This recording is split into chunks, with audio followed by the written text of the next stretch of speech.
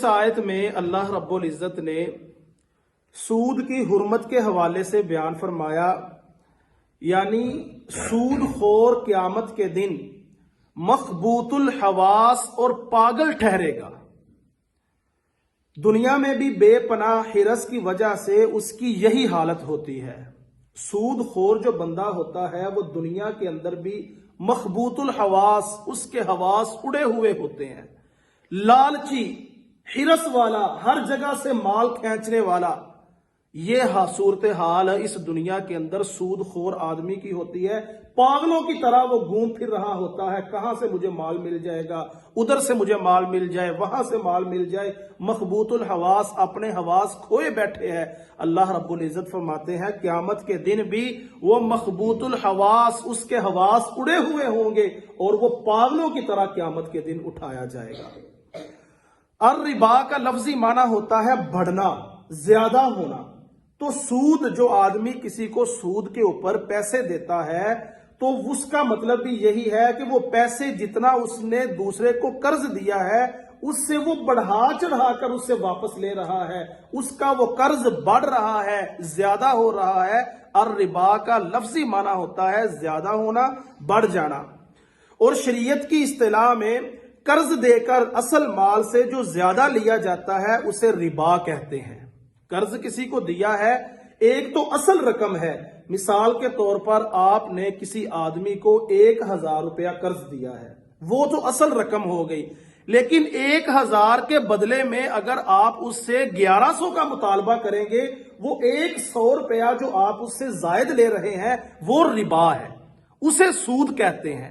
شریعت کی اصطلاح میں اس کو ربا کہا جاتا ہے، یعنی کسی قرض پر بغیر کسی مالی معاوضے کے محض مہلت بڑھا دینے کی بنیاد پر زیادہ حاصل کی جانے والی رقم کو سود کہتے ہیں۔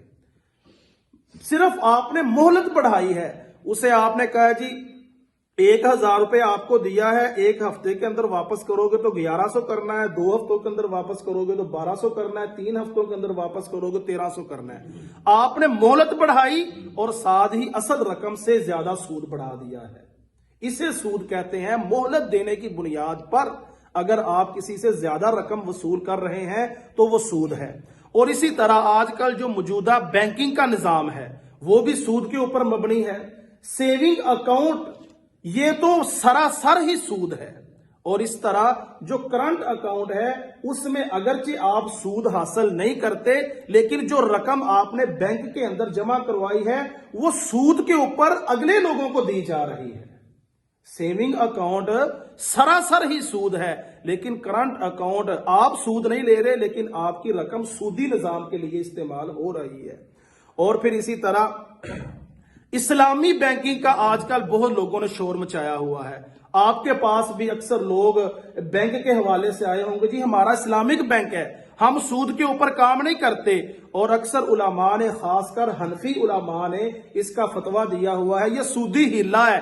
اگر کوئی بندہ بینک کے ساتھ کام کرتا ہے، سیونگ اکاؤنٹ کھلوا لیتا ہے یا اس طرح کا کوئی دوسرا اکاؤنٹ کھلوا لیتا ہے، یہ سودی ہیلا ہے، اس کے بغیر ہمارا گزارا نہیں۔ کیوں بھائی ہمارا گزارا کیوں نہیں ہے؟ بینک کے بغیر بھی لوگ کاروبار کر سکتے ہیں، سارے معاملات بینک کے بغیر بھی ہو سکتے ہیں۔ ضروری اگر ہم نے بینک کے ساتھ ہی کاروبار کرنا ہے تو آج کل بہت سے علماء نے بھی اس کا فتویٰ دیا ہوا ہے، لیکن یہ بالکل جائز نہیں ہے۔ سیونگ اکاؤنٹ بینک کے اندر کھلوانا یہ بالکل جائز نہیں ہے۔ ہاں کسی آدمی کی بہت زیادہ مجبوری ہے کہ اس کا بینک کے بغیر کاروبار نہیں چل رہا تو وہ کرنٹ اکاؤنٹ کھلوائے اور اس میں بھی ضرورت کے مطابق رقم رکھے۔ زیادہ رقم رکھنا اور اس رقم سے آگے بینک اپنا سودی نظام چلا رہا ہے، یہ بھی جائز نہیں ہے۔ ضرورت کے مطابق آپ اپنے کرنٹ اکاؤنٹ کو استعمال کریں، ضرورت سے زیادہ بینک کے اندر رقم رکھوانے کی کوئی ضرورت نہیں ہے، یہ بالکل جائز نہیں ہے۔ اور اسی طرح بیمہ، انشورنس، آپ کے پاس بھی کچھ لوگ آئے ہوئے ہوں گے، بیمہ کروائیں جی، انشورنس کروائیں، علماء کے فتوے لیے ہوئے ہیں، جی علماء نے کہا ہے یہ بیمہ انشورنس جائز ہے، نہیں، یہ بالکل سراسر سود کا مرکب ہے۔ اسی طرح یہ جوا بازی، یہ بھی سود کا مرکب ہے۔ انعامی بانڈز خریدنا، یہ بھی سود کا مرکب ہے۔ انعامی بانڈز خریدنا یہ بھی سود کا مرکب ہے۔ اسی طرح قسطوں کا کاروبار، اس کے حوالے سے بھی ہمارے معاشرے کے اندر بڑا تجسس پایا جاتا ہے، لوگوں کے ذہنوں کے اندر یہ بڑا سوال پیدا ہوتا ہے جی قسطوں کے کاروبار کے حوالے سے علماء کی کیا رائے ہے؟ تو قسطوں کا کاروبار کے حوالے سے علماء کی دو رائے ہیں۔ کچھ علماء اس کو جائز قرار دیتے ہیں اور کچھ علماء اس کو ناجائز قرار دیتے ہیں۔ جائز کہنے والے یہ کہتے ہیں کہ آپ نے کسی آدمی سے کوئی چیز لی ہے، اس کی رقم آپ نے بیٹھ کر طے کر لی ہے۔ مثال کے طور پر آپ کسی سے ایک موٹر سائیکل لے رہے ہیں، اس موٹر سائیکل کی قیمت عام بازار کے اندر 50,000 روپیہ ہے، آپ اس کے ساتھ آپ کا جو سودا طے ہوتا ہے وہ 60,000 کا ہو جاتا ہے، اور اس کے ساتھ آپ یہ شرط لگا دیتے ہیں کہ آپ نے ہر مہینے اس کی 5,000 روپیہ قسط ادا کرنی ہے۔ یہ تو آپ کا آپس کے اندر بیٹھ کر معاملہ طے ہو گیا، لیکن علماء کہتے ہیں باہر بازار کے اندر اس کی نقد قیمت 50,000 روپے ہے، آپ اس کو 60,000 روپے کیوں دے رہے ہیں؟ یہ 10,000 جو آپ اسے زائد دے رہے ہیں یہ سود ہے۔ اور جو دوسرے علماء ہیں جو اس کو ناجائز قرار دیتے ہیں، ان کا بھی یہی مطالبہ ہے کہ باہر اگر اس کی 50,000 روپیہ قیمت ہے، آپ اس کو 60,000 روپیہ دے رہے ہیں، یہ 10,000 روپیہ آپ اسے سود دے رہے ہیں۔ لیکن جو کہتے ہیں جائز ہے، وہ کہتے ہیں آپ نے بیٹھ کے آپس کے اندر معاملہ طے کر لیا ہے، آپ کی رقم طے ہو چکی ہے۔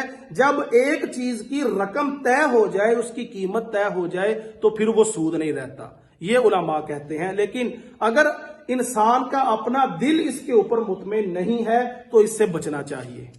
اگر بہت زیادہ کوئی مجبوری ہے، انسان کو کسی چیز کی اشد ضرورت ہے، اس کے بغیر اس کا گزارا نہیں ہے، پھر تو وہ جا کر لے سکتا ہے۔ لیکن بظاہر اگر انسان کے پاس گنجائش موجود ہے کہ وہ ایک چیز نقد لے سکتا ہے تو اسے نقد ہی خریدنی چاہیے، اس کو قسطوں کے کاروبار سے بچنا چاہیے۔ اسی طرح اللہ رب العزت فرماتے ہیں ذالک بانہم قالوا انما البیع مثل الربا، یعنی ان کی یہ حالت اس لیے ہو گئی کہ انہوں نے بیع یعنی فروخت کو بھی کہا کہ یہ بھی سود ہے۔ انہوں نے کہا یہ جو ہم تجارت کرتے ہیں اس سے بھی ہم نفع حاصل کرتے ہیں، اور جو سود قرض ہم دیتے ہیں اس سے بھی ہم نفع حاصل کرتے ہیں، تو تجارت بھی سود کی طرح ہے۔ لیکن نہیں، اس میں سب سے بڑا فرق یہ ہے کہ تجارت کو اللہ رب العزت نے حلال قرار دیا ہے اور سود کو اللہ رب العزت نے حرام قرار دیا ہے۔ تجارت کے ساتھ انسان حلال روزی کماتا ہے اور سود کے ساتھ انسان اپنی حرام روزی کماتا ہے، اس لیے یہ سب سے بڑا فرق ہے۔ اس کے بعد اللہ رب العزت فرماتے ہیں یتخبطہ الشیطان من المس، جو آدمی سودی کاروبار کرتا ہے شیطان اس کو خبتی بنا دیتا ہے، شیطان اس کے حواس کھو دیتا ہے، وہ پاگل ہو جاتا ہے۔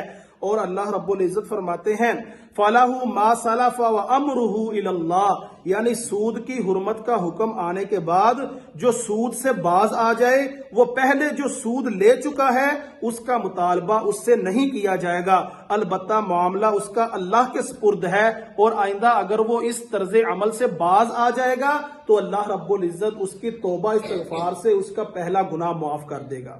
اگر وہ پہلے سودی کاروبار کرتا رہا ہے، اسے اس چیز کا علم نہیں ہے، تو جب اسے علم ہو گیا اس کے بعد اس کا معاملہ اللہ کے سپرد ہے، وہ اللہ سے اپنے گناہ کی معافی مانگے گا تو اللہ رب العزت اسے معاف کر دیں گے، بشرط یہ کہ وہ جو رقم اس نے سود کے اعتبار سے سودی طور پر اس نے لی ہوگی وہ واپس لوگوں کو لٹا دے۔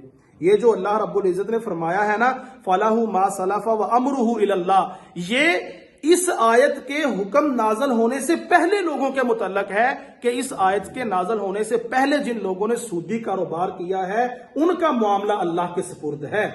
لیکن جو اس آیت کے بعد جو لوگ سودی کاروبار کرتے ہیں، جب ان کو علم ہو گیا کہ ہم یہ سودی کاروبار کر رہے ہیں، ہم قرض دے کر سود لیتے ہیں، تو وہ اس وقت تک معاف نہیں کیے جائیں گے جب تک جو رقم انہوں نے لوگوں سے لی ہوگی سود کے اعتبار سے وہ لوگوں کو واپس نہ کر دی جائے۔ وَمَنْ عَادَ فَأُولَٰئِكَ أَصْحَابُ النَّارِ، یہ سود خوروں کے لیے سخت وعید ہے۔ حضرت جابر رضی اللہ تعالیٰ عنہ بیان کرتے ہیں رسول اللہ صلی اللہ علیہ وسلم نے فرمایا ان لوگوں پر لعنت ہے جو سود کھانے والے ہیں، سود دینے والے ہیں، سود لکھنے والے ہیں اور سودی لین دین کے گواہ بننے والے ہیں۔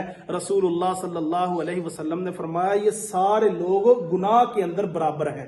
سود دینے والا، سود لینے والا، سود کو لکھنے والا، سود کے اوپر گواہ بننے والا، یہ چاروں لوگ سود کے گناہ کے اندر برابر ہے. سود کے اندر بالکل بھی دخل اندازی نہیں کرنی چاہیے. اور بعض علماء نے یہ بھی لکھا ہے وَمَنْ عَادَ کہ یہ معنی کیے ہیں کہ حرام قرار دیے جانے کے بعد اگر کوئی بیع اور سود کو برابر قرار دے گا اور سود کو حلال سمجھ کر کھائے گا تو ایسا شخص کافر ہے. جو بندہ سود کو حلال کہتا ہے اور سود کو بیع کے ساتھ مشابہت اختیار کرتا ہے کہ سود بھی بیع کی طرح ہے، تجارت کی طرح ہے، تو ایسے شخص کے حوالے سے بعض مفسرین نے لکھا ہے کہ وہ شخص حرام کمائی کر رہا ہے.